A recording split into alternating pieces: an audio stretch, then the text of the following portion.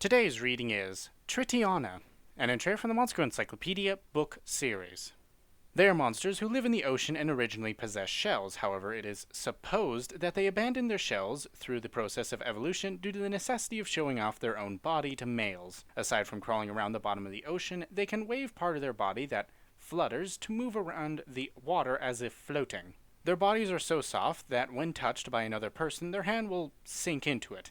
Likewise, they are a docile race with a soft demeanor and temperament. Their bodies are adorned with fins, and depending on each individual and the environment in which they live, there are many different beautiful colors and a variety of patterns, which makes them appear just like a lady wearing a dress. Those who behold the elegant figure of them swaying their fins will likely be charmed, and the beauty of it enthralls not only men but women too. And even among humans, dresses that were patterned after their appearance are favored by noble women. The feelers growing from their heads sense the presence of human men and unconsciously guide them towards them. It is said that occasionally they even come up to the surface. However, they themselves are extremely gentle creatures, and even if they do encounter a man, they just act spaced out or approach him in a calm and friendly manner, and would never aggressively attack. On the other hand, the tentacles that they have on their back act autonomously from their will and thoughts, and upon sensing something moving towards them will automatically seize prey or attack an enemy.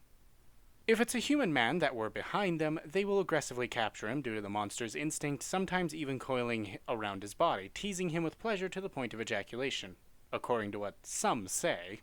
They don't have any sensation in the tentacles on their back, but the feelers on their head are sensitive to a man's mana. However, since they can only sense the location of a man extremely vaguely, they will just continue to search for a man who isn't in their field of vision, regardless of the fact that they're actually carrying the man on their back. It is often the case that they will only realize that the man is stuck in the tentacles on their back after mana has been squeezed out of him countless times by their tentacles. Thus, in a situation of encountering a Tritonia, hiding oneself is dangerous and is probably safer never to go behind them and instead inform them of your presence from the front.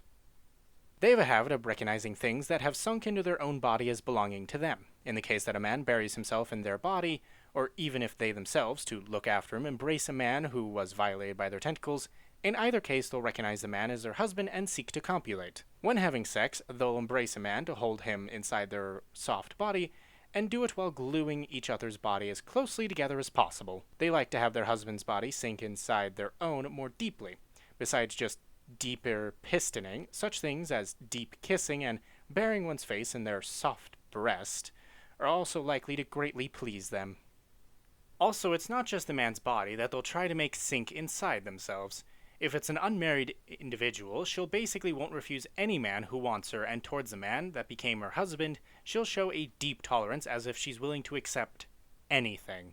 When a man seeks them and begs for their affection, they experience powerful joy as if their husband's heart is sinking inside them and becoming theirs. So they will repeatedly gently embrace and have sex with their husband, continuously providing pleasure and comfort, so that he will be dependent on them.